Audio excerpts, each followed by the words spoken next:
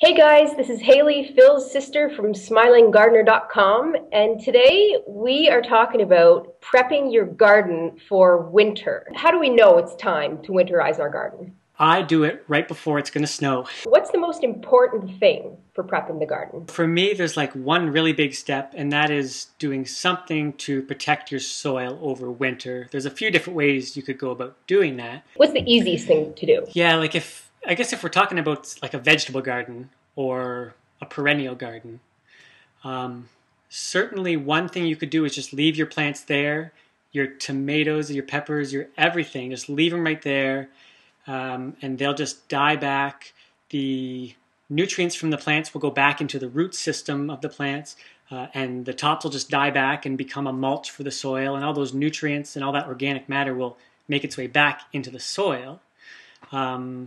It's not the most aesthetically pleasing, but if your garden is kind of back somewhere where it doesn't matter, then that would be the easiest way to do it, and that's how nature would do it too, right? But what if your garden is in a really high-profile area and you don't want it to look that messy? Yeah, well, that's what I have with the garden here. It's right up by the house, and it's like I try to keep it as a nice garden.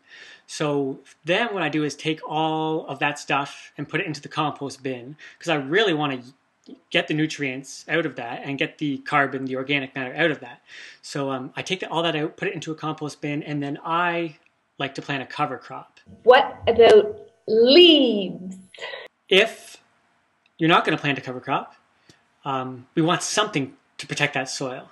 And so that's where a mulch comes in. And by far the best mulch and the most natural mulch is leaves. And this is the time of year that we actually get them for free, especially if we've been clever enough to plant things that make a lot of leaves.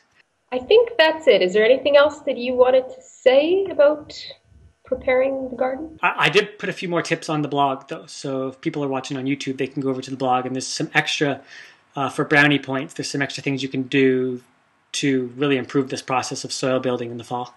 Sounds good. Hey, you know what I should say, because you don't know how to say it yet, is for people who haven't picked up the 15 vital lessons for becoming a better organic gardener, you can do that right on the homepage of SmilingGardener.com. And that's where I teach a whole bunch of really cool tips.